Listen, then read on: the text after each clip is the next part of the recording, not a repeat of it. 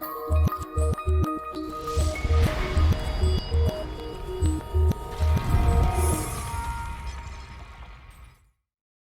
ladies and gentlemen, and welcome back to the channel. Welcome to our first one season wonder rebuild. And this is our very first one, so I'm going to run through kind of the idea of it, how this will work, and kind of what's going to happen over the next few times we play this sort of thing. Today, we're starting with Borussia Dortmund. The idea is that we have one season to try and do better than the game itself. So we'll simulate a season for the game. How do they get on? Where do they finish in the league? What competitions do they win, or how do they do? And we'll try and beat that. We'll try and do better than they do. And it's also a chance to play with a few different teams, because we don't always get to play with that many teams in Football Manager, and I'd like to have a go with them. So with that said, if you like the idea and you want to stick around for it, make sure you leave a like and subscribe. We can always come back to a few of these teams in future periods and maybe see how they got on after we left, as we can see how we set them up for the long term. But we will be sticking with Borussia Dortmund today, a team that lost the likes of Haaland and many other big players in the summer, but have also brought in a few, which we'll be taking a look at in just a moment. But before we do that, let's take a look at how Dortmund did without me as manager, and see what we've got to try and beat. Okay, so here we are. We've, like I said, simmed a season. We're not in charge. Edin Terzic is in charge at the end of the season. And they've still got the key players of Jude Bellingham, Marco Reus as captain, and Mats Hummels. But we will also be able to see how they got on, what transfer they made as well. So that might be a sign for us to see how we get on. But with that said, it looks like they finished 5th in the Bundesliga, which isn't fantastic for them, certainly. They've got European football next year in the Europa League, but not quite what they wanted with Champions League football, with Wolfsburg, Leipzig, Leverkusen, and of course Bayern being further ahead of them. So there you go. I think that's achievable. I think we can certainly do that. We can also take a look at other competitions. We can see in the Champions League, they actually got knocked out in the group stage of all places. If we take a look, are we able to take a look at the stages in the 22-23 season? We can see that in the group stage, was it Group A? Yeah. They got, knocked out in the group with Tottenham and Real Madrid in their group. It's going to be tough. But they came 3rd. So it did mean they got into the Europa League. And with that, they ended up reaching the semi-final, losing to Man United on penalties in the end. Lost 1-0 away in the first leg, but got the 1-0 win in the second, which put it to penalties. Unfortunately, though, they weren't quite able to get the win there. We can also see that they got to the semi-final of the DFB Pokal, losing 2-1 to Hertha Berlin. So, cup competitions-wise, other than being knocked out by the Champions League, they've done all right. It's just the Pokal and Europa League, though, that they've done better. If we get through the group stage of the Champions League, we've already done better in that side. Pokal's going to be a tough one to match, but certainly doable. And along with that, also the league sitting in 5th. We can also take a look at some of the transfers they've made. So if we take a quick look, obviously there are ones that we're fully aware of, like the Haaland move, all that sort of thing. But what other transfers have they made? We can see leaving the club. Obviously, Manuel Akanji, we were fully aware of. Zagadou, Witsel, all those sort of players. But Mahmoud Dahoud left for Leipzig. That was a good chunk of money, £13.25 million as well. And a couple of loans for Jaden Braff and Loyodoichi. If that's done right. But we can also see that they've also signed a few players. One of those being Enzo Loyodice from Las Palmas. Angelo Stiller from Hoffenheim came in as well. Leonardo Lello coming in, the Portuguese fullback. Patricia Pfeffer. That was awful. Patrick Pfeffer has also come in as centre-back. Looked likely to cover Kanji's role. John Duran from Chicago. A bit of a wonder kid potentially in the future. So he came in as a striker. And then they also brought in Leopold Querfeld as well, the 19-year-old centre-half. So ones for the future. Certainly, we might be looking for something a bit more short-term, at least initially. Lots of money spent, though. Well, Is it that much money? Not really. We'll have to see how much money we get at the start of the save and what sort of things we can do. But it has 150 million spent overall. So in the end, it's a lot of money. What was that mainly spent on? Obviously, Adeyemi coming in, Haller, Schlotterbeck, 20 million, nearly 30 million for Haller, over 30 for Adeyemi, and Schlotterbeck over 20.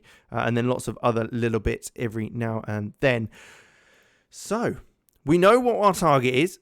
We know what we've got to try and do. Question is, can we do it? Let's take a look at our squad, what we've got, and maybe what sort of transfers we might want to make in the start of the season.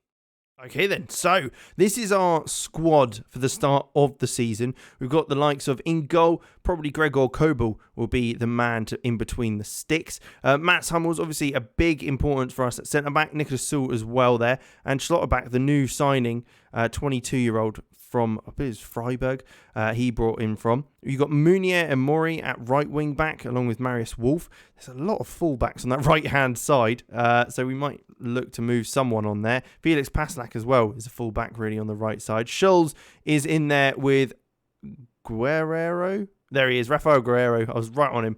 Emre Can, another big player. But the ones that we're probably most excited about. Giovanni Reyna, obviously a fantastic player. We had him in our Man City save in the beta, and he was very good for us there.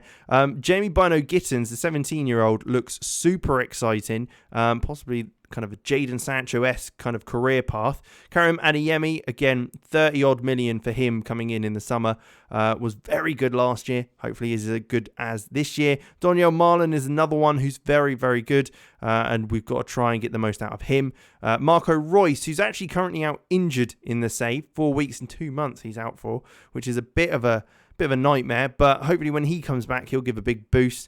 And then of course Youssoufa Moukoko up top, the boy wonder, who might even be going to the World Cup with Germany if he's lucky at such a young age. But he could be very, very important for us, especially as Haller is out for 6 to 7 months, so he probably won't be playing for us this year. And Anthony Modeste is the other one that has come and joined us, a 34-year-old striker. So we might be ending up relying on a couple of players that are very, very young, which isn't always great. But it's the man of the hour, Jude Bellingham, that we will be relying on. And to be honest, I think we'll be absolutely fine if we do. Wonderful player. Again, we brought him in our Man City save, along with Moukoko and Reyna. And he was very, very good there. And he'll be a key role. He'll probably be captain after the likes of Hummels and Royce decide to step down. If he hangs around at Dortmund, we'll be aiming not to sell him at all. But if it means that the squad get unhappy or he gets unhappy, we might have to bow down to the pressure. We will see and reinvest.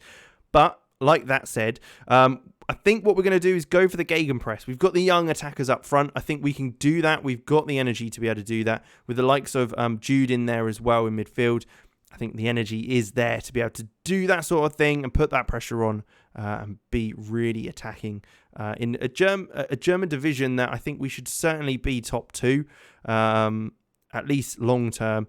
This season we've got to aim above 5th, which I think we can certainly be fighting for. What we'll do is, how this will work is it will be one video. So you're watching the whole video now. You'll know you could potentially skip to the end and ruin it for everyone. But you don't want to do that. You want to be on the journey with us, don't you? So we'll be going through the whole season. We'll be making jumps, 10 games at a time-ish, and I'll give you a little roundup, little update as to what's happened in that period. And then we'll obviously, for the big boys, get to a point which hopefully we'll be able to do better than we did last time, or better than the game does with them. But with that, let's get started. So we're back and we're a quarter of the way through the season, 9 games in, and things are going really, really well so far.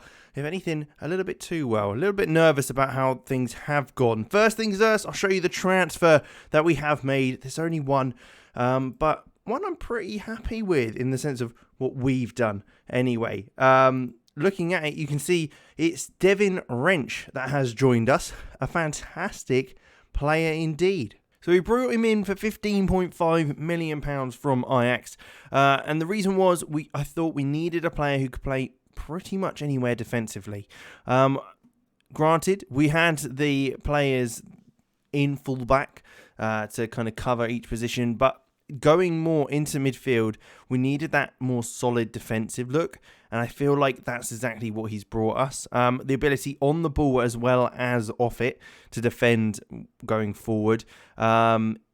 19 years old as well, obviously very promising for the future when it comes to Dortmund, and super well-rounded, as you can see. So a player that I am super, super happy with. He has been our right back for the whole season so far. He has been undoubtedly one of our best players and certainly one to keep an eye on. And as I said, we had a very good start to the season. It was a 5-0 win initially in the DFB Pokal to Zellendorf. A comfortable win, wrench first game as well. So it was pretty easy getting through that first round, as you'd normally expect for the top German teams. But going into the first game of the season, it was Bayer Leverkusen, a potentially tough opponent, but it was a comfortable 7-1 win. A draw and a win following then led us to the Hertha Berlin game, which was a 1-1 draw. And then following that, we ended up having our Champions League group drawn. And because of that, we got Tottenham, PSG and Club Brugge. Now, going into the first game against Tottenham, after taking a fantastic lead in the game at 2-0, they turned things around from the 60th minute mark and ultimately ended up smashing us 5-2. Taking that into the Bundesliga, though, and our game against Leipzig, it was a 2-0 win, turned things around in that one. And then we took that into the PSG game, where we went, in fact, 2-0 down to 2 Neymar goals, a penalty at one of them. And we turned it around to 3-2. Hell of a comeback in the second half to make that happen and hold on as well after we went a man down due to Hummel's injury. Going into the league, it was a 4-0 win against Schalke, then ended up losing 3-0 to Cologne. Not a great result, to be quite honest. Out of all the kind of games we could have had where we could have performed, I'd have thought Cologne would have been one that we would have done well in. Unfortunately, it was the first game we lost in the league this season.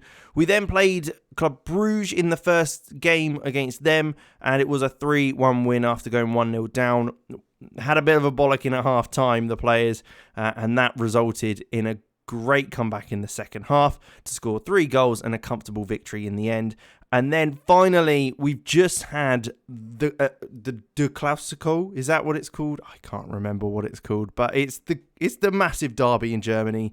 It's the Borussia Dortmund Bayern Munich game, and we won 3-2. It was a comeback of the ages. Jude Bellingham getting one just before half time, and then Adeyemi getting 2 in the second half to make things happen. And yeah, what a win. So this is where we stand a quarter of the way through the season. 9 games in, we're sitting pretty up the top. We've got Bayern Munich just behind us, and with a 14-13 goal difference, we're almost identical, only separated by that 1 goal.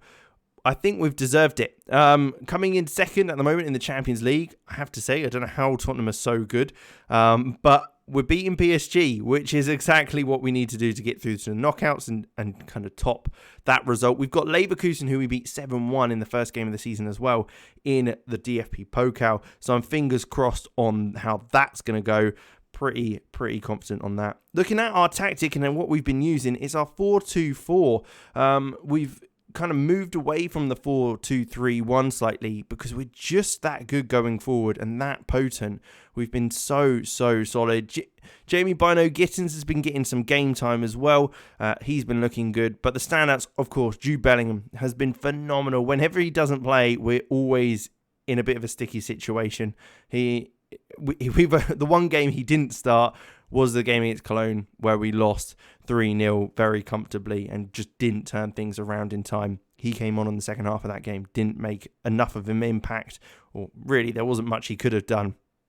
Moukoko has also scored a few goals for us as well. A fantastic player, obviously developing really nicely. And Adeyemi, 11 goals in 13 games, has again also been very good. Playing on, whether it's on the right-hand side or up top, He's been causing absolute issues for the opposition. We have finally got Marco Reus back, although he has picked up a little knock.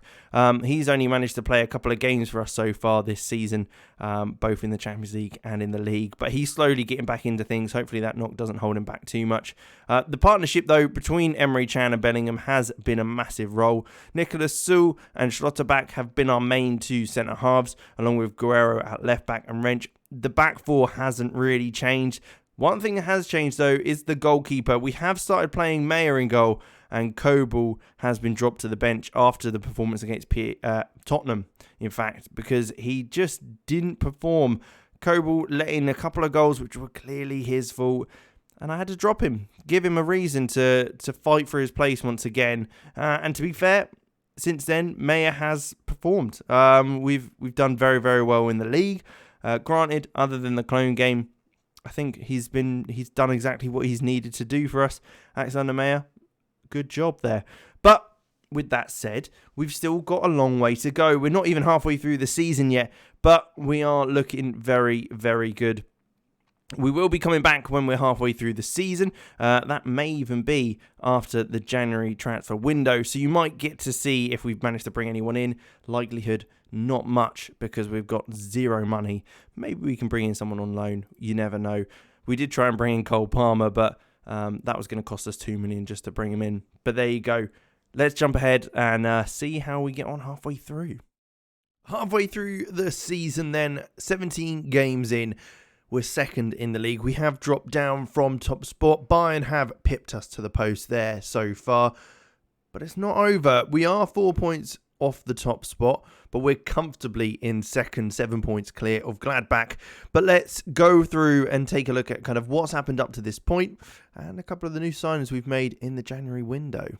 So the first thing to know is that unfortunately we have been knocked out of the Champions League. It was a calamity, to be quite honest. A loss to Club Brugge 4-0, then a PSG loss 1-0 and a Tottenham loss 3-1. Yusufa Moukoko getting the one goal in that game. Unfortunately, it means we are into the Europa League.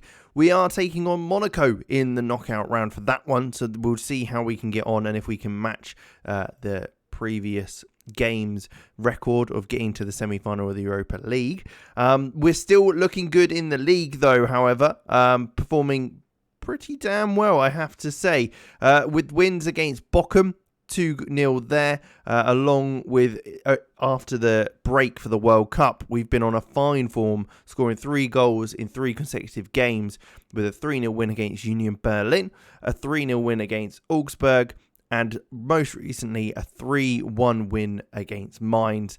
Things are looking positive in the league. We've also got the DFB Pokal third round against Hanover, so we've got every chance of getting further in that competition as well. But with that, we've also made a couple of signings. First one to note is Christian Mosquera, a player that we brought in at centre-half. He joined us for a measly £4 million, has been loaned out back to Valencia, so he's not going to make any difference whatsoever to this save.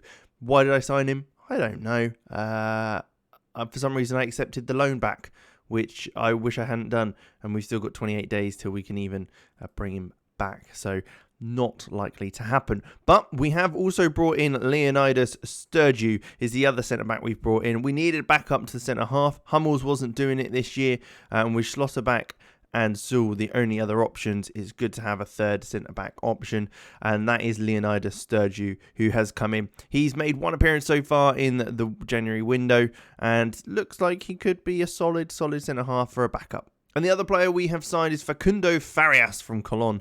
The Argentinian winger attacking midfielder has certainly come in and will hopefully certainly make a difference when going forward in the game. Being able to play left and right hand side. He's come in due to a few players looking to leave. And being 20, he's got plenty of promise to do very, very well. 16 dribbling, 16 flair and 16 technique. Always a very exciting. There have been a couple of exits though, and Thomas Meunier was the first one. He went off to Alain, was moaning about getting game time, and we certainly accepted that he wasn't getting enough game time and allowed him to leave for a couple of £1 million.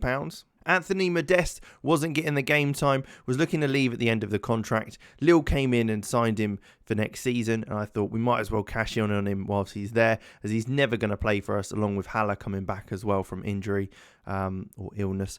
And because of that, he's gone off for 250k to Lille. Gregor Kobel was also moaning at me about not playing. I said it's because you're shit, and he accepted that and went off to Trabzonspor. Matteo Mori has also gone back to Spain, the fullback who wasn't getting game time, and I was happy to move on because I think we've got plenty of players who can play at fullback. Wolf being one of the covers for Royce, and certainly not a player that we would really need. So we're still playing with our 4-2-2-2 gegenpress positive formation. We did try out a weird, I don't know what this was, but we tried it. It didn't work in the couple of friendlies we played during the break for the World Cup. We've also got the 4-2-3-1, which we have played now and then, but we have mainly stuck to a 4-2-2-2. Bellingham in there is certainly the reason why we've done so well. We lost to the likes of, who was it in here? It was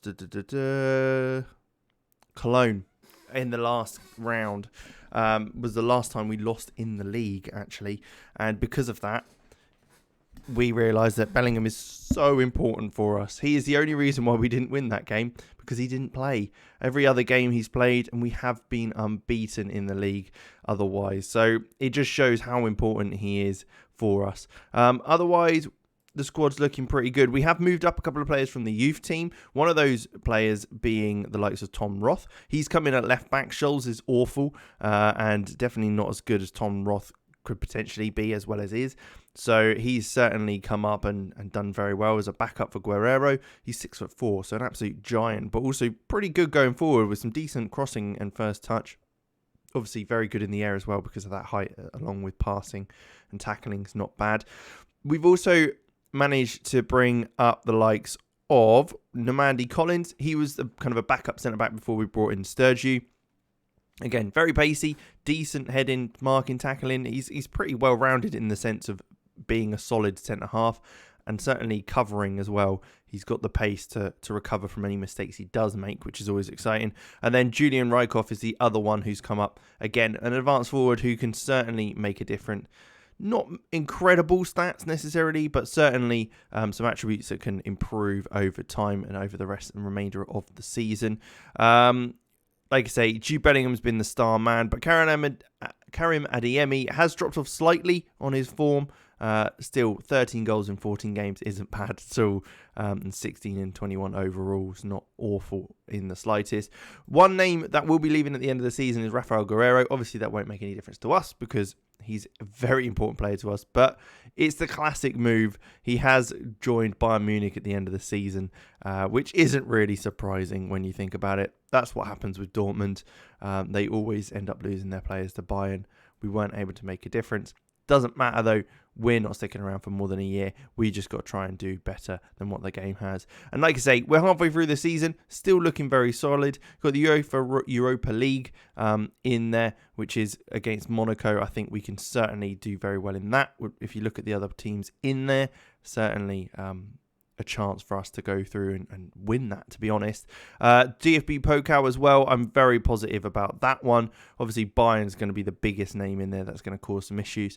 Otherwise, pretty confident.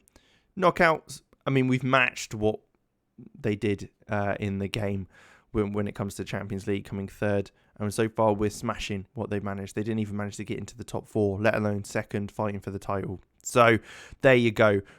It's time to see how things go a little bit later on in the season and get to the end of the season and see what the outcome is.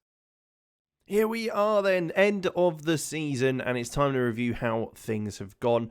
But first, let's take a quick look on how the last kind of couple of months have gone in the league. So unfortunately, things haven't gone great. We've been knocked out of the DFB Pokal in the third round against Hanover. It went all the way down to penalties where unfortunately we weren't quite able to knock them out there. We then also got knocked out of the Europa League. A 2-2 draw in the first leg, but a 2-1 loss in the second. We should have done a lot better than we had done, and the results just didn't quite show our performances. We then had a bit of a sticky period where Leipzig were able to kind of come back at us in the league. We lost to Schalke 3-2 in the derby, and that kind of caused problems. Along with that, a 3-0 loss to Bayern Munich didn't help things at all. That allowed us to drop down to third place. We did manage to turn things around, though, slowly but surely in the league, getting a 2-1 win against Union Berlin to start things off, but then a comfortable 5-2 win, 4-1 win, and finally a 5-1 win on the last day against Mainz. Showed a fantastic kind of resolve in the latter stages of the season, and some very good goals by some of our younger players. So one thing we have done throughout this is we've mixed up the formation slightly. We've gone to a 4-2-3-1. That helped us kind of secure second place in the league in the end.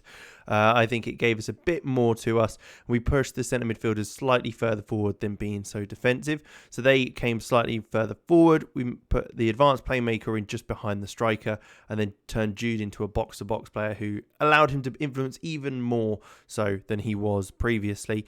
Julian Rykhoff has come on and done pretty well, to be fair. He hasn't been playing tons of games, but he's coming off the bench every now and then, and hopefully next season, if we were to do another year, he'd be able to come in and make some changes and affect things very well. Farias as well, he hasn't been starting many games, but he's been coming off the bench and certainly influencing things. Playing in that attacking midfield role, as we've changed things around slightly, has allowed him to get a bit more influence on the games. Bynoe-Gittens as well has been very good in the last couple of games.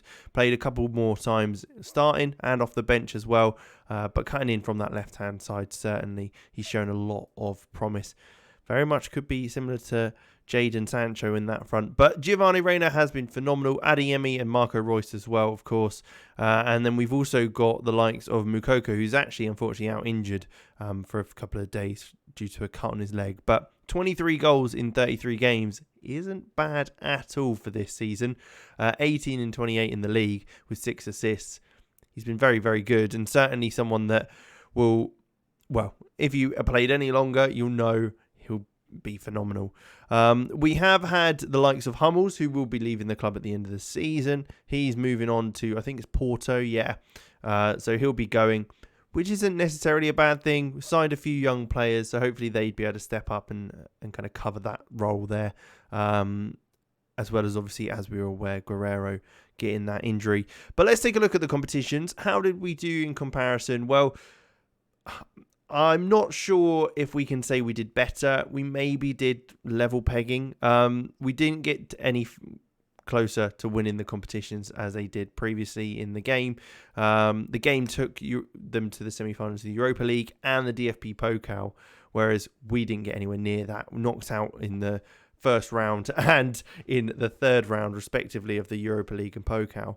But we did come second in the league. We were fighting for the title for a long period up until about Christmas, when, unfortunately, I think Bayern just kind of went on and kind of started destroying teams. But getting second means we're in the Champions League. It gives us a bit more money, all that sort of thing. Considering neither time they won any trophies, I'd say we're probably done better. But let me know in the comments what you think. I'll leave it down to you guys if you think that we've managed to do as good as what the game did, or if we're not quite managed to do it. I'd say we're probably on par. That's probably my best saying. But we will leave it there. Thank you very much for watching. I hope you liked this episode. There'll be a few more of this sort of thing, so I can play a few different teams, because I enjoy doing that just generally. If there are any teams you think I should have a go with, let me know. If there's any sort of challenging ones that might be quite good to take a look at as well. But with that, we will leave it there. Thank you for watching. Make sure you leave a like, subscribe to the channel, and I'll catch you in the next one.